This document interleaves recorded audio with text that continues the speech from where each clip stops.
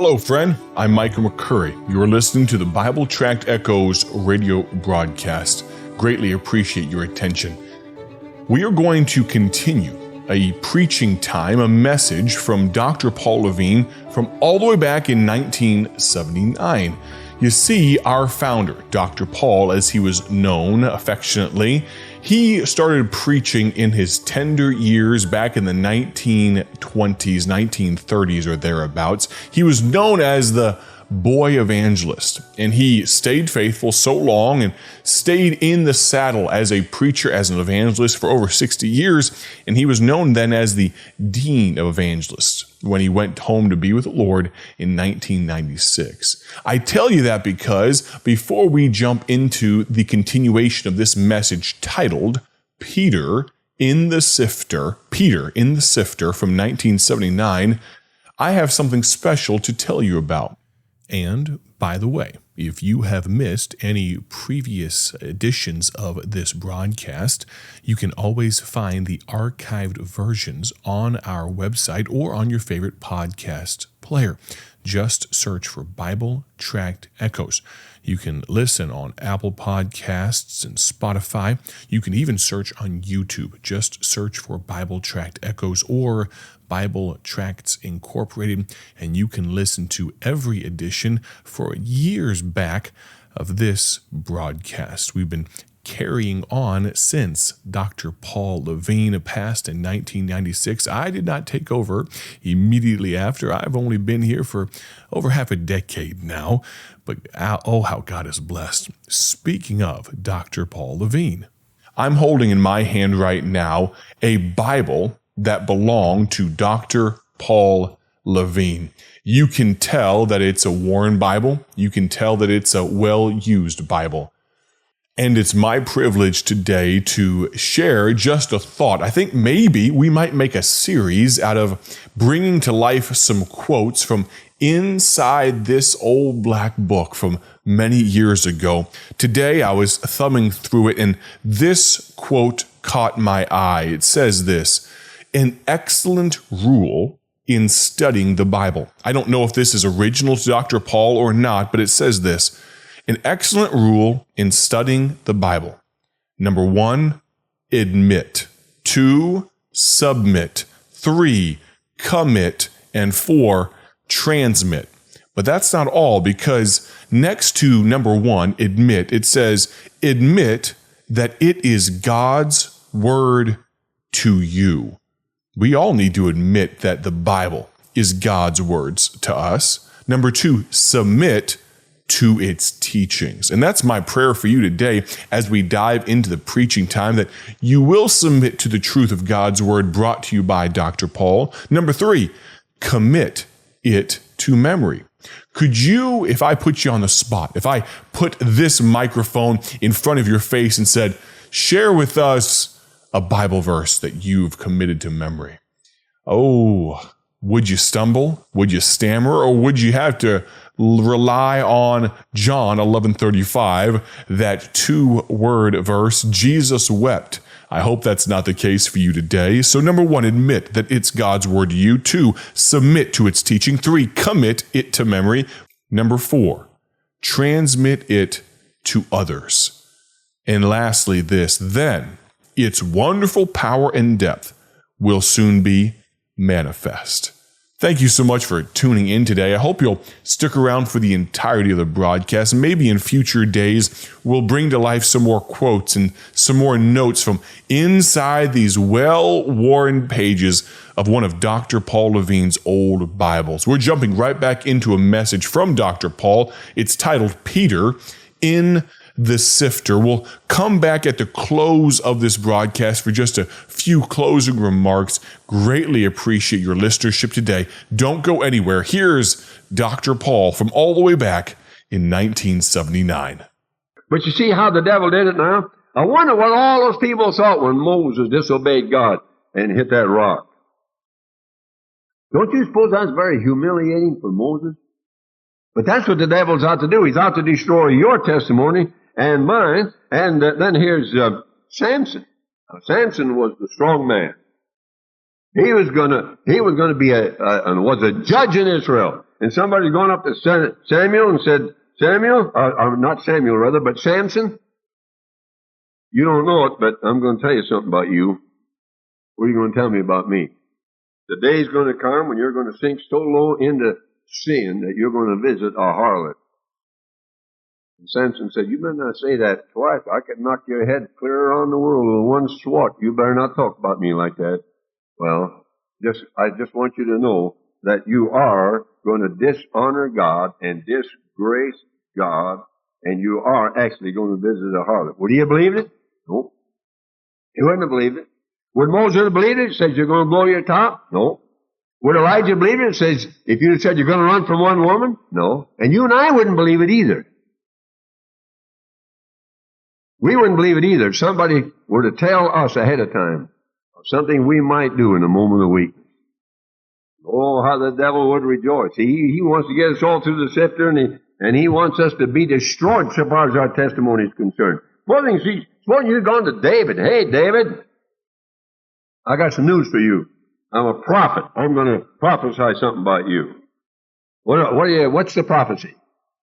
You are going to be in such a weak condition morally that when you see a woman taking a bath naked, you won't have the power to keep from taking the second look. And that first look won't get you, but that second one's going to get you. It's that second look. David said, now wait a minute. You're saying that I, the man after God's own heart, I, the king of Israel, I, the leader of armies, that I am going to commit adultery with another man's wife, that I'm going to see a woman naked taking a bath, and I won't have the moral strength to take my eyes off of her? That's right. Would he believe that? No. You suppose we'd believe it if somebody told us that? How many men do you know that have been in the ministry have gone down the drain on this very thing? I told you about that yesterday. Boy, how we have to be careful. We have to be careful, men. We're men. We got to be careful. The devil will attack you at what you say is your strong point. David's strong point was he was a man after God's own heart. And Samson's strong point was that he was strong physically and a judge. And Moses was strong because he was meek. And Elijah was strong because he was courageous. And the devil got every one of them on their strong point. And so we have to be careful. You know, one time I was holding meetings in a certain church in the Chicago area, a pretty good sized church at that time. Well, about 1,400 members. And they had an associate pastor there and a youth director. So, my singer and I were driving downtown to the Loop every day from Cicero out to the Loop, or into the Loop rather, of Chicago every day for a noon broadcast. So we were using his car. So Friday came, and he came to me, and he said, now I'm going to be gone over the weekend.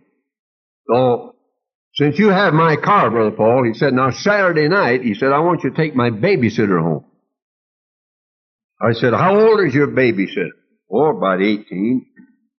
At that time, I was in my early 20s.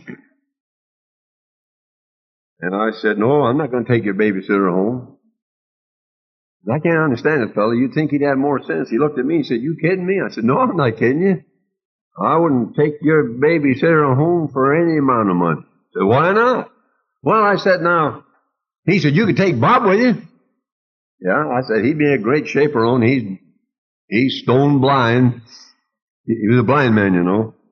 He traveled with me for 42 years. He said, you could have him with you.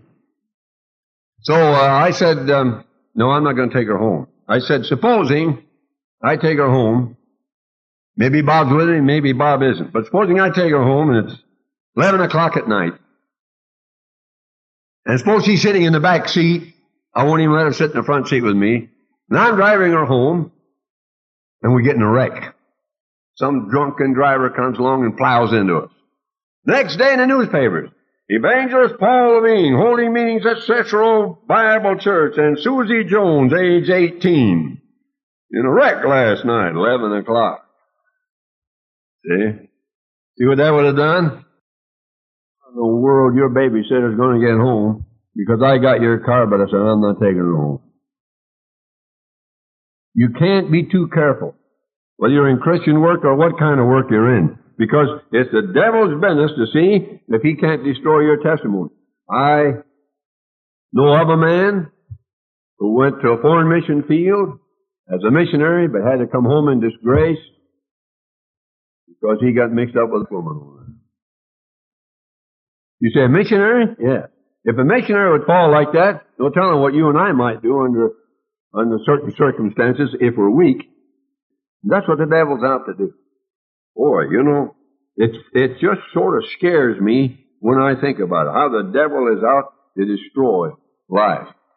Hey, friend, thank you so much for listening today. You know, the thought and the theme that I want to convey to you is this: he is out to destroy you. Who am I talking about? Well, I'm not talking about God.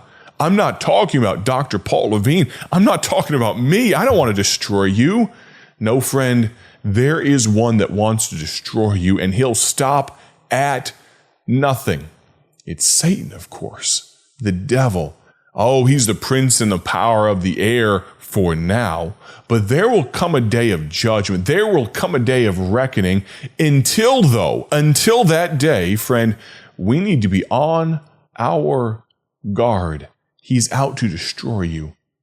I think of those verses that Dr. Paul read on the Monday broadcast, Luke chapter number 22 and verse number 31. And the Lord said, Simon, Simon, he was speaking to Peter, behold, Satan hath desired to have you, that he may sift you as wheat. But I have prayed for thee that thy faith fail not. And when thou art converted, strengthen thy brethren. You know, Peter didn't understand in that moment all that the devil wanted to do with him, all of the destruction that was going to be unleashed in his direction. Thankfully, he failed. Yes, he denied Christ 3 times. Yes, just like you and just like me, he stumbled. But I'm so thankful for the end of Peter's life and how he served God mightily and strongly. And I wonder if he looked back on that time when the Lord said, Simon, Simon. If he thought back, I'm sure with shame, but also with resolve that I'm not going to let that happen again. He, the devil, he's out to destroy you. But I'm so glad for that part of the verse. The Lord said, I have prayed for thee. Friend, thank you so much for listening. I hope you'll join us and conclude tomorrow right here on the Bible Tract Echoes radio broadcast. Have a great day for His glory. God bless.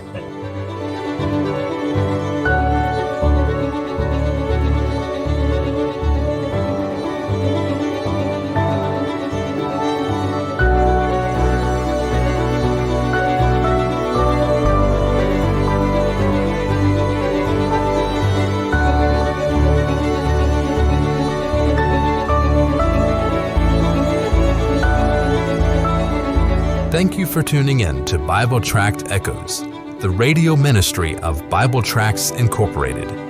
Want to see our gospel tracts and other resources? Visit us online at BibleTractsInc.org. That's BibleTractsInc.org. Or follow us on social media to learn how you can partner with this ministry. Thanks again for listening. May the Lord richly bless you as you live for Him.